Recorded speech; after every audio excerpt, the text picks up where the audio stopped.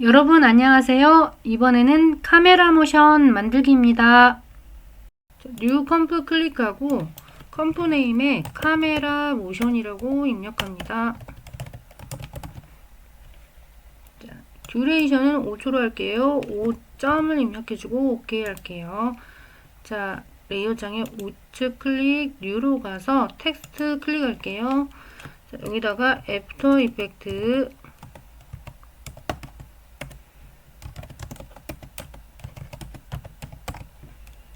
라고 입력할게요. 글자 숫자는 이대로 가겠습니다. 오픈 산스체이고요.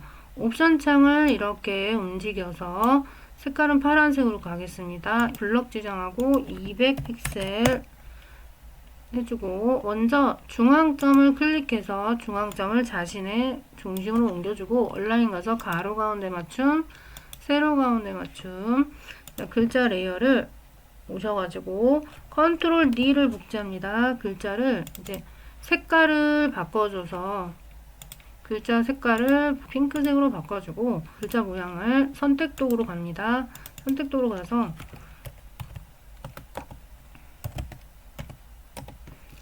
카메라라고 입력할게요. 그리고 컨트롤 D에서 레이어 복제한 후에 또 여기는 색깔을 또 바꿔주고 세 번째 색깔 바꿔주고 연두색으로 할게요. 그리고 여기다가는 글자 레이어 선택해주고 화면에다가 블럭 잡고 모션이라고 쓰겠습니다.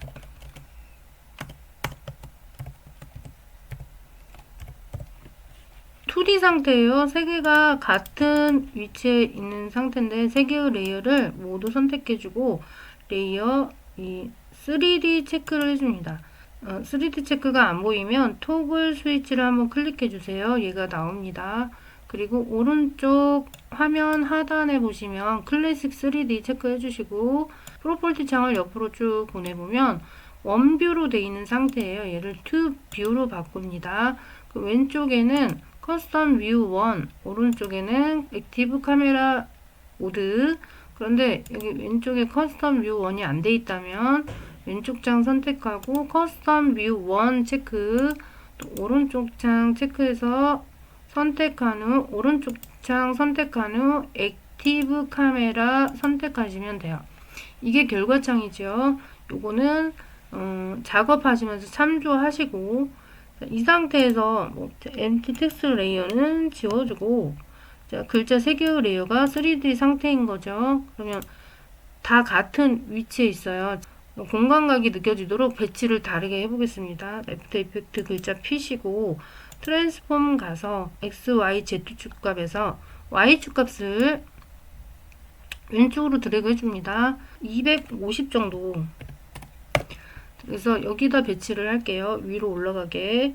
그리고 꺽쇠를 접어줍니다. 카메라라는 글자는 또 트랜스폼 펴시고 자, 앞으로 나오도록 해볼게요. 그럼 앞으로 원근감이 느껴지는 거는 Z축값이에요. X, Y, Z값 중에 Z값을 마이너스 처리하면 앞으로 나옵니다. 자, 왼쪽을 보시면 화면이 너무 작네요. 자, 50%로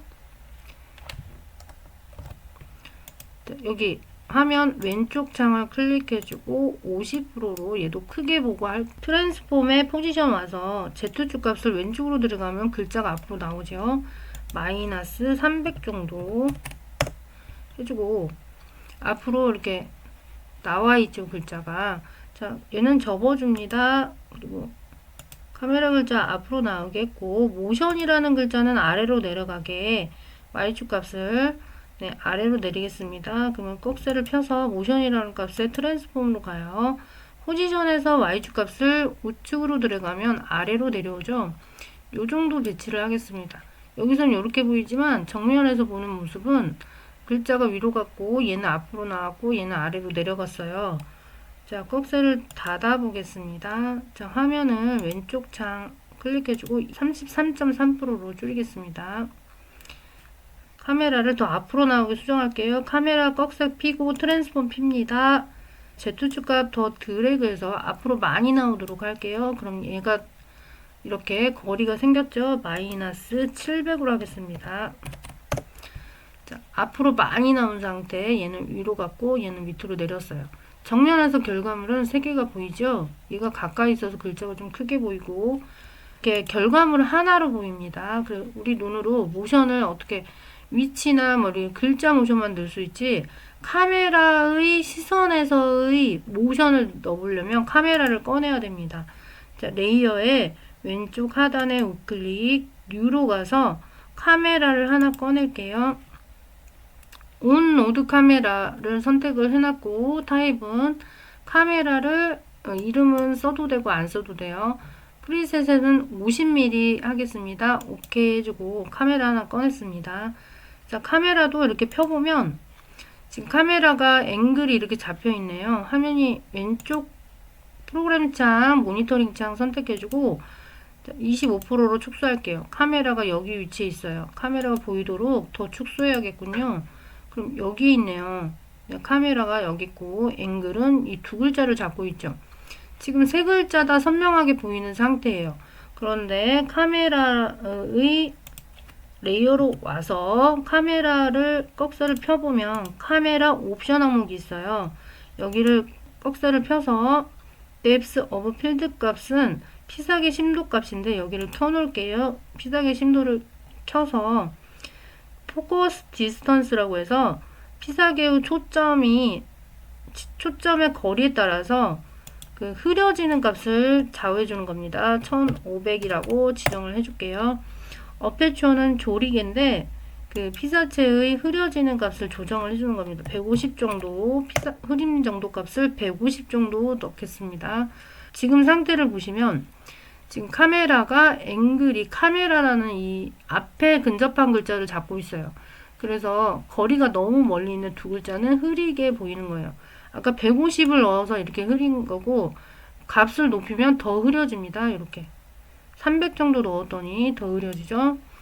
자, 값을 아주 높이면 많이 흐려지겠죠. 한 300 정도 넣어보겠습니다.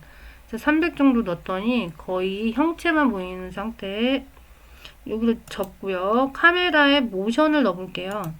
자, 카메라 트랜스폼을 펴줍니다. 카메라 옵션을 닫을게요. 자, 트랜스폼에서 0초에다 놓고 포지션 스탑워치 체크할게요. 카메라가 이 위치에 있을 때는 이 글자가 선명하게 보인다.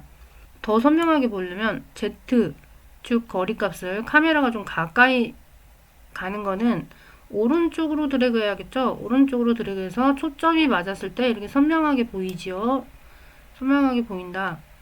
자, 어페추어 값을 너무 높였나봐요. 카메라 옵션을 펴서 조리개 값, 어페추어 값을 150으로 다시 수정할게요. 자, 150으로 다시 수정해주고 트랜스폼 포지션으로 옵니다. 자, 이거 카메라가 왼쪽으로 드래그하면 카메라가 글자에 가까워져서 세 개 다 포커스가 잘 잡혀요.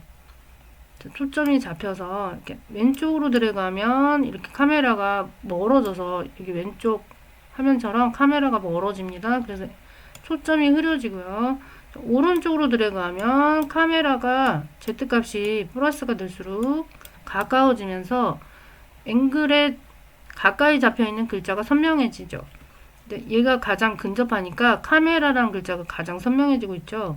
그래서 이 0초 프레임에는 자, 멀리 있다.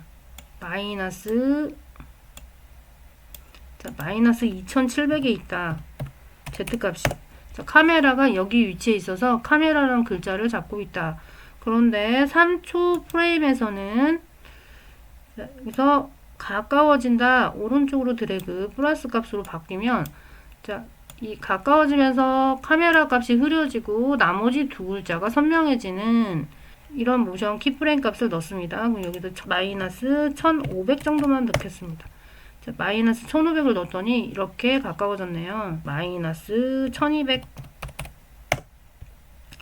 자, 값이 계속 추가가 되지요. 그러면 왼쪽으로 드래그 했다가 두 글자가 선명해진 정도 값만 마이너스 1850이군요. 자, 이 가까워지는 거는 왼쪽으로 드래그 해야 돼요. 그래서 마이너스 1910 정도 들어갔네요. 마이너스 글자가 좀 잡히도록 자, 가까워져서 얘네들도 선명해지도록 이렇게 잡아주겠습니다. 카메라 글자 약간 흐릿해졌죠. 나머지 두 글자가 선명해지려고 하는 찰나 오른쪽으로 들어가면 카메라는 그 앵글 값을 벗어나서 흐려졌고 두 개가 근접해져서 이렇게 선명해지고 있어요. 자, 화면을 선택해주고 25%로 축소해 볼게요. 자, 나머지 두 글자가 선명해져 있죠? 이 카메라랑 글자는 흐려졌고, 여기서는 키프레임 두 값이 들어갔으니까 플레이를 해보면, 자, 멀리 있을 때는 카메라 글자만 선명하죠? 가까워질수록 나머지 두 글자가 선명해집니다. 근데 이 값을 또 여기 키프레임 값 더 조절을 해야 될 것 같아요. 카메라가 더 가까워지게. 자, 그러면 얘는 초점을 벗어났을 때 나머지 두 글자가 선명한 게 확연히 보이시죠? 자, 0초에다 놓고 플레이를 해보면 이런 카메라 모션을 적용해 보았습니다.